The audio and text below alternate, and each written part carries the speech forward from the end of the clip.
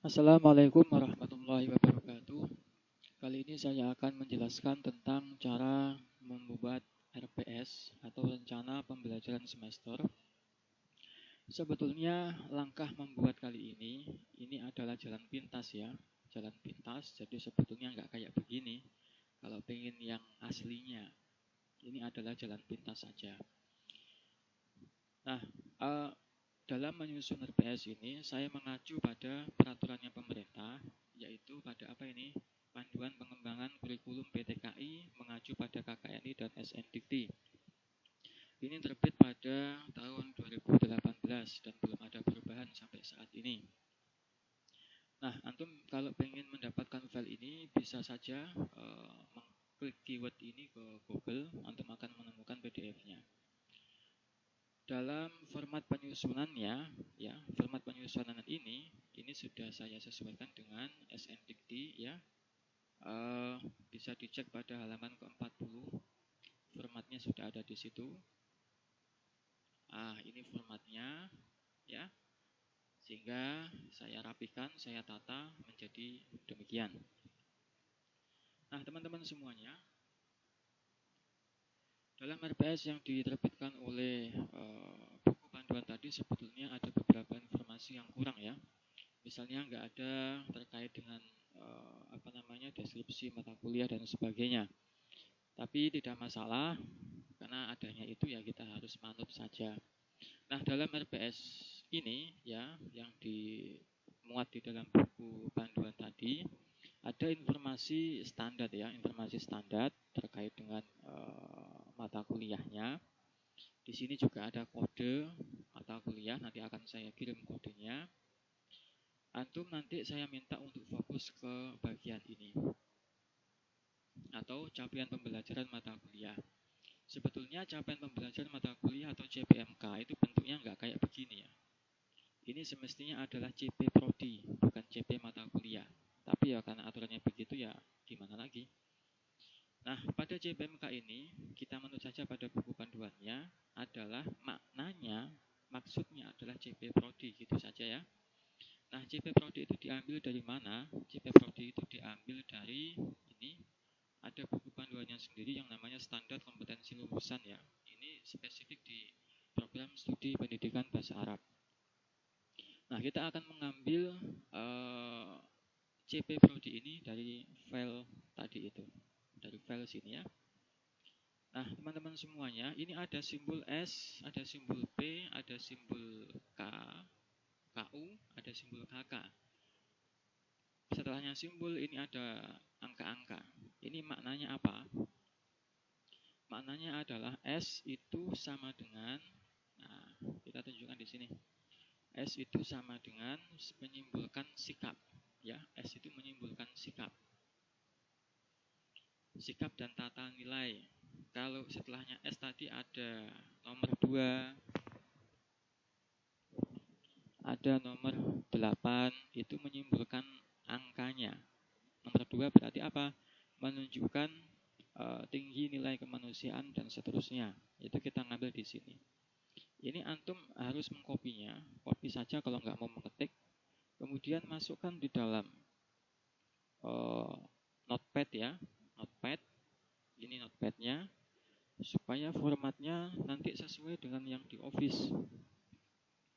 Nah, kemudian kita Ctrl A, kita Ctrl C, kemudian kita taruh di sini ya. Nah, kita taruh di sini, kita blok. Kemudian kita ganti. Begitu ya, kalau memang ada perbedaan nomor. Sehingga kalau antum hanya mengkopinya dari sini, kemudian dimasukkan ke sini, dimasukkan ke Office, nanti malah formatnya akan berbeda. Nah, S itu adalah sikap dan tata nilai. Ada 4 Bapak Ibu semuanya, yaitu ada sikap tata nilai, P ini simbol pengetahuan, KU ini keterampilan umum, KK ini keterampilan khusus. Dalam CP Prodi ini harus ada 4 kompetensi tersebut ya, 4 capaian pembelajaran tersebut, tidak boleh kurang. Minimal 1, 2 2 juga boleh, 3 juga boleh. Yang penting jangan terlalu banyak-banyak. Nah, begitupun juga dengan P. Di sini ada pengetahuan. Capaian pembelajaran pengetahuan. Nah, ya kan? Di sini ada pengetahuan. Saya mengambil tadi P berapa tadi? P8. Berarti nomor yang ke-8 itu menguasai bla bla bla. Kemudian pada KU, sini saya mengambil KU yang nomor 2. KU yang nomor 2 berarti mampu menunjukkan kinerja mandiri, bermutu dan terukur, ya. Ini tinggal di copy kayak begitu tadi itu. Kemudian KK, keterampilan khusus. Ini mengambil pada nomor 5. Keterampilan khusus. Nah, di sini keterampilan khusus. Ambil dari nomor 5. Nah, antum bisa mengambil komponen-komponen semua ini, ya, komponen-komponen semua ini yang sesuai dengan mata kuliahnya. Jangan mengambil yang tidak sesuai. Tapi semestinya caranya tidak begini. Tapi ya jalan pintas ya bagaimana lagi. Kemudian teman-teman semuanya, di sini ada 8 kolom yang akan saya jelaskan satu persatu berikut dengan contoh-contohnya. Di sini ada kolom pertama berisi tentang pertemuan.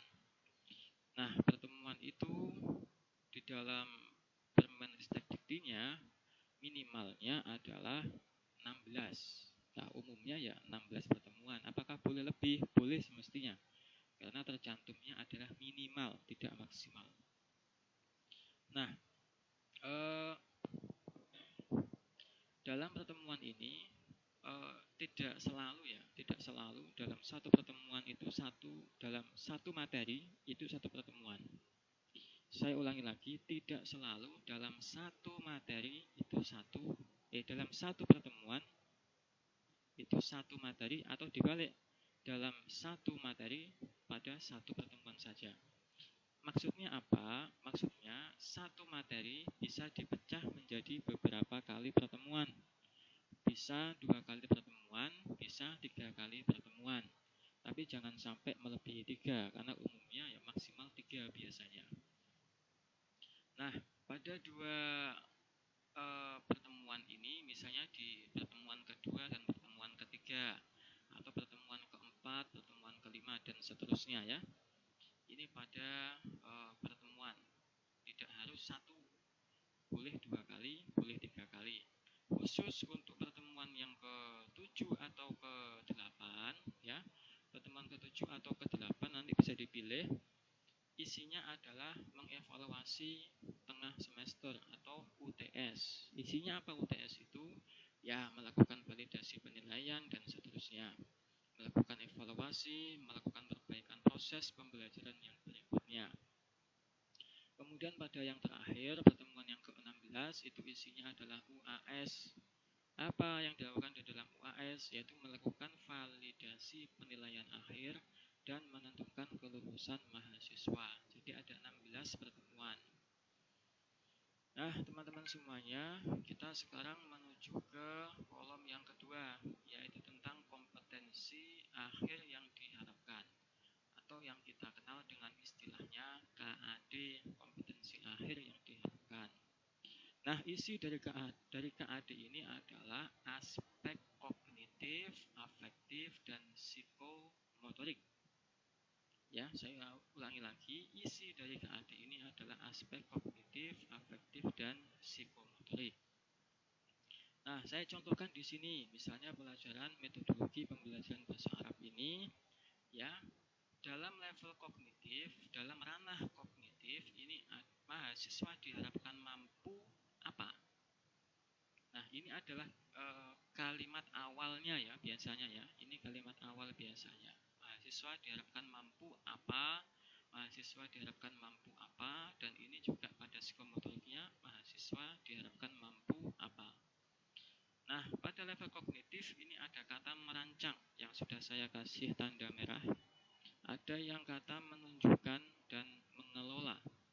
Ini diambil dari mana? Ini diambil dari taksonomi Bloom versi revisi. Ini saya contohkan taksonomi Bloom versi revisi model standar, ya, model standar informasinya. Tapi kalau mau yang lebih lengkap bisa merujuk ke bukunya Bloom sendiri. Di sana sudah ada banyak deskripsinya. tapi dalam bahasa Inggris, dan ini yang saya dapat di dalam bahasa Indonesianya. Nah, teman-teman semuanya, pada file yang saya contohkan ini ya, ada ranah kognitif, kemudian ada ranah afektif, dan ada ranah psikomotoriknya. Nah, pada ranah kognitif ini ada C1 sampai C6. Usahakan Bapak Ibu, antum semuanya tidak mengambil kata kerja operasional dari C1 sampai C3. Jangan mengambil kata kerja operasional ini. Mengapa? Karena level C1, level C2, level C3 ini adalah level berpikir paling rendah. Nah, mahasiswa itu membutuhkan berlatih berpikir tingkat tinggi, membutuhkan berlatih berpikir tingkat tinggi, sehingga menggunakan C4, C5, dan C6. Ya, C4 yaitu menganalisis, C5 mengevaluasi, C6 menciptakan. Pada taksonomi ini, pada level kognitif, antum bisa memilih kata kerja operasional mana yang mau ditaruh pada RPS-nya. Misalnya merancang, ya. Mahasiswa diharapkan mampu merancang, saya mengambil dari C6, ya, dalam kategori menciptakan. Kemudian menunjukkan pada efektif. Afektif ini boleh ya dipilih yang mana saja. Saya memilih apa tadi? Menunjukkan ya, menunjukkan di sini saya pakai A5 pada kategori karakterisasi menurut nilai. Kemudian pada psikomotorik saya memilih mengelola. Psikomotoriknya saya memilih mengelola. Nah, di sini juga P5. Itu Bapak Ibu semuanya, sehingga pada level kognitif, afektif, dan psikomotorik kita mengambil salah satu kata kerja operasional pada file tadi ya, pada file tadi. Tinggal dipilih gitu saja. Kemudian dalam menjelaskannya, tolong tidak terlalu panjang dan tidak terlalu sedikit. Jadi to the point saja. Poinnya apa? Mahasiswa diharapkan mampu merancang apa? Merancang pembelajaran menggunakan metode mubasyarah misalnya. Begitupun juga pada afektif dan psikomotoriknya, tidak terlalu panjang-panjang dan juga tidak terlalu sangat sedikit. Ini ya penjelasan terkait dengan kolom yang kedua, yaitu KAD. Sedangkan pada kolom yang ketiga, di sini ada bahan kajian atau materi pelajaran. Isinya adalah materi kuliahnya itu apa. Nah, simpel itu saja. Isinya apa? Materi kuliahnya. Misalnya di sini saya contohkan metode mubasyarah ya. Di sini saya contohkan metode mubasyarah sebagai materi kuliahnya. Ya cukup diisi ini saja. Kemudian lanjut ke metode pembelajaran. Metode pembelajaran ini sebetulnya kalau kita merujuk ke buku panduan itu maknanya bukan metode, tapi model pembelajaran. Jadi yang tepat itu adalah model pembelajaran, bukan metode. Kalau small group dan simulation kayak begini bukan metode dia, tapi model pembelajaran. Karena yang diharapkan dalam buku panduan ya isinya kayak begini. Ada small group discussion, ada simulation, dan ini bukan metode. Sekali lagi, ini adalah model pembelajaran. Nah, teman-teman semuanya, saya harap untuk memilih model pembelajaran yang berbasis pada mahasiswa ya, atau yang diistilahkan dengan SCL atau Student Center Learning. Student Center Learning. Nah, ada beberapa macam model pembelajaran sebetulnya, tidak hanya ini saja. Kalau saya contohkan ya ini misalnya ya. Di sini ada small group discussion atau FGD. Antum cari aja keywordnya. Model pembelajaran SCL nanti akan ketemu banyak. Ada cooperative learning, ada collaborative learning dan sebagainya. Ini bisa antum pilih. untuk ditaruh pada kolom yang keempat ini sebagai model pembelajarannya. Harap diingat ya, model pembelajaran ini tentunya harus yang SCL. Nah, sedangkan yang biasa dipraktekkan di perkuliahan yaitu ada yang pakai ceramah, ada yang pakai presentasi, satu kelompok presentasi, dosennya diam saja di pojokan begitu kan. Itu sudah gaya kuno. Saya ulangi lagi, itu gaya kuno. Nah, sekarang kita itu dituntut untuk membuat atau menggunakan model pembelajaran yang terkini, yaitu mahasiswa semuanya aktif. Kalau kita cek pada presentasi itu kan, yang aktif cuma kelompoknya saja kan, yang presentasi. Sedangkan audiens diam saja. Kalaupun mereka bertanya ya paling 1-2. Selanjutnya ya diam. Nah, waktu yang sisanya dibuat oleh dosen untuk berceramah. Nah, ini kan terlalu tidak bermanfaat sekali. Karena tidak semuanya itu aktif. Nah, kalau kita pakai small group discussion itu semuanya akan terlibat aktif mahasiswanya. Kalau ini saya contohkan menggunakan simulasi. Jadi teman-teman itu merancangnya pembelajaran menggunakan mubasyarah sekaligus mensimulasikannya model pembelajarannya itu. Nah, sehingga semuanya bergerak. Satu kelompok menjadi guru, yang lainnya menjadi murid. Nah, ini kan ada pergerakan di dalam aktivitasnya mahasiswa. Nah, kemudian teman-teman semuanya di sini ada selanjutnya ya, kita menuju ke kolom yang kelima. Ini ada waktu pembelajaran ya, ada waktu pembelajaran. Di sini saya pakai simbol TM. Ya, saya pakai simbol TM. TM itu apa? Di sini ada keterangannya. TM itu tatap muka. Nah, tatap muka ini sudah diatur ya oleh Permen Ristek Dikti nomor 44 tahun 2015. Oke, kita cek sekarang. Permen Ristek Dikti nomor 44 tahun 2015 pada pasal ke-17. Oke, kita cek pasal ke-17. Pasal 22. Nah, di sini pasal 17. Kegiatan tatap muka sejumlah 50 menit per minggu per semester ya, 50 menit. Makanya di sini saya kasih 50 menit. Kemudian untuk kegiatan yang lainnya bagaimana? Kegiatan yang lainnya misalnya seminar, berupa seminar atau yang sejenis dengan itu 100 menit. Kemudian yang full praktek itu jumlahnya 170 menit. Nah, itu ya teman-teman ya, bisa melacak di pasal ini. Saya lanjutkan. Kemudian nomor angka 2 ini merujuk pada jumlah SKS-nya. Ya, jumlah SKS-nya 2. Kalau 3 ya dikasih 3. Kemudian 1 ini menunjukkan jumlah pertemuannya, yaitu sebanyak 1 kali. Nah ya, berarti 50 menit dikalikan 2 SKS, kemudian dikalikan 1. Berarti ada berapa? Ada 100 menit. Jadi pada satu pertemuan, 1 kali tatap muka itu lamanya adalah 100 menit. Ya. Kemudian pada saya contohkan di pertemuan yang kedua dan ketiga, ini tetap ya, jumlahnya adalah 50 menit. SKS-nya juga tetap, ada 2 SKS. Cuman bedanya di sini tak kasih angka 2.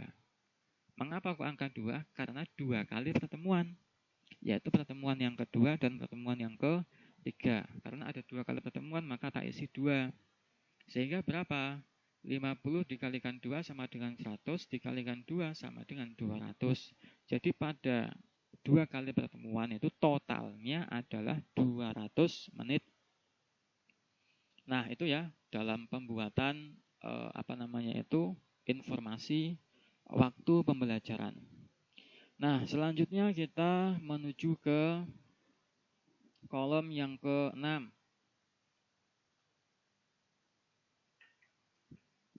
Kolom yang ke-6 ini isinya adalah pengalaman belajar. pengalaman belajar ini bisa macam-macam.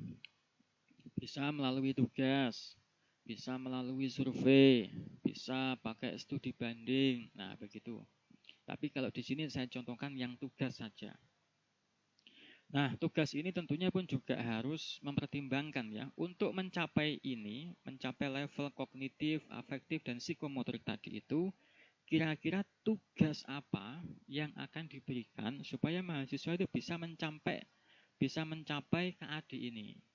Nah, di sini saya contohkan tugasnya adalah menyusun RPP versi 1 lembar. Kemudian merancang media pembelajaran. Ini adalah sebagai bentuk pengalaman belajarnya para mahasiswa, ya. Kemudian di bawahnya itu ada istilah BT, ada istilah BM. Apa itu BT dan BM? Nah, di sini ada keterangannya. BT adalah belajar terstruktur. Kalau BM adalah belajar mandiri. Ini apakah ijtihad sendiri? Tidak. Ini dari Permenristek Dikti tadi, pasal 17. Kalau pertemuannya itu satu SKS-nya adalah 50 menit ya, dalam model kuliah biasa, maka kegiatan terstrukturnya jumlahnya 60 menit. Begitupun juga dengan belajar mandirinya 60 menit. Nah, jadi kita asumsikan begini. BT itu belajar terstruktur 60 menit, BM belajar mandiri 60 menit. Kalau yang saya contohkan di sini misalnya dalam satu kali pertemuan ya, berarti 60 menit dikalikan 2 ini SKS. Kemudian di sini ada angka 2 lagi yang menunjukkan BT plus BM. Saya ulangi lagi. BT ditambah BM ini kan sama dengan 2. Kemudian jumlah SKS-nya sebanyak 2. Kemudian alokasi waktunya adalah 60 menit tiap BT dan tiap BM. Jadi diasumsikan 2 kali 60 menit. Begitu ya. Nah, bagaimana kalau antum bingung-bingung ya, misalnya bisa mengcopy ini saja kalau waktunya cuma 1 kali. Kalau saya contohkan di sini ya, pada pertemuan kedua, ketiga alias 2 kali pertemuan, ini berarti apa? Berarti BT BM-nya selama 4 kali ya. Dikalikan 4 maksudnya. 4 kali ini dengan asumsi duanya itu pertemuan yang kedua, kemudian BT BM pertemuan yang kedua, BT BM pertemuan yang ketiga. Karena masing-masing adalah 2, maka jumlahnya adalah 4. Nanti jumlahnya ini juga sama, 60 menit dikalikan 2. Nah, kalau antum misal tidak mau menghitung itu, bisa mengcopy ini juga bisa, mengcopy bentuk jam ini juga bisa. Hal ini menandakan bahwa inilah waktu mahasiswa belajar, begitu ya. Kemudian kita merujuk ke beralih ke kolom yang ke-7, yaitu indikator dan kriteria penilaian. Indikator dan kriteria penilaian ini dalam arti lain adalah apa yang akan dinilai yang menunjukkan mahasiswa itu sudah mencapai KAD. Indikatornya apa? Mereka itu mencapai KAD. Kriterianya apa? Mereka sudah mencapai KAD. Nah, gitu ya. Tadi isinya yang kognitif, afektif, dan psikomotorik tadi. Indikatornya apa? Nah, di sini saya buat kategori. Misalnya ketepatan. Jadi mereka itu tepat di dalam membuat materinya untuk didesain seperti menggunakan metode mubasyarah. Kemudian kesesuaiannya, kemudian penguasaan menggunakan metode mubasyarah dalam simulasinya ya, karena ini ada simulasi. Nah, itu adalah contoh dalam membuat indikator dan kriteria penilaian. Jumlahnya boleh sedikit, boleh banyak, tapi yang penting representatif dengan kemampuan akhir yang diharapkan apa, mengukurnya dengan cara apa. Kemudian pada kolom yang terakhir, yaitu ada kolom yang ke-8, ada bobot nilai. Ya, bobot nilai ini isinya tidak harus angka 5. Kalau 2 pertemuan nggak harus angka 10 ya. Ini sebetulnya bebas. Tapi teman-teman, mengukur bobot nilai, beratnya bobot nilai itu sebenarnya dari kategori ini. Nah, semestinya setelah membuat RPS itu ada yang namanya RTM. Ada yang namanya RTM atau rancangan tugas mahasiswa. Nah, di sana akan ditemukan ukuran objektifnya itu berapa. Apakah 5, apakah 6, apakah 7, ataukah 10, 20, 25. Nanti akan kita bisa ketahui secara objektif di sana. Tapi kalau di dalam RPS, ini informasinya cuma angka begini saja. Jadi melihat bobotnya, bobot perkuliahannya. Nah, kalau lebih mudahnya ya dibuat itu bilangan bulat. Misalnya pertemuan ini tidak seberapa berat ya cuma 5. Pertemuan ini yang kedua ketiga tidak seberapa berat ya dikasih 10 atau mungkin 15 atau mungkin 25. Nah, teman-teman semuanya, dalam membuat bobot nilai ini pastikan akumulasi bobot nilai ini dari pertemuan pertama sampai pertemuan ke-16 itu jumlahnya 100. Jumlahnya 100. Jadi 100 itu didistribusikan pada pertemuan pertama ini berapa, pada pertemuan selanjutnya ini berapa, itu nanti kalau ditotal jumlahnya ada 100. Apakah kalau kurang dari itu boleh? Nggak boleh. Jadi jumlahnya harus pasti 100 total bobot nilai dalam satu mata kuliah. Nah, itu ya. Dan bobot nilai tidak diberikan pada UTS dan juga UAS. Jadi hanya pertemuan yang efektif saja yang diberikan bobot nilai.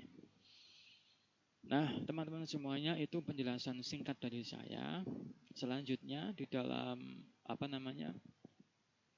buku panduannya tertera referensinya ada di bawahnya RPS, ya.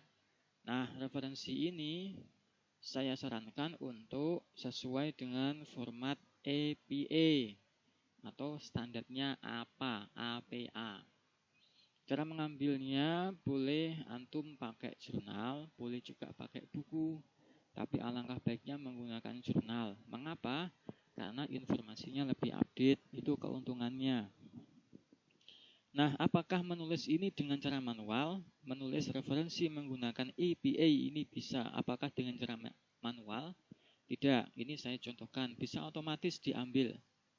Ya, misalnya ini saya mendownload di Jurnal Islamika.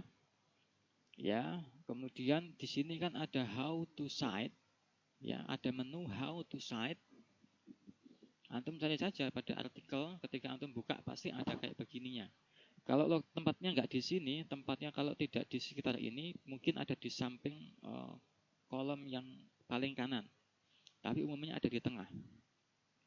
Caranya adalah pada more citation formats, ini antum pilih yang APA ya.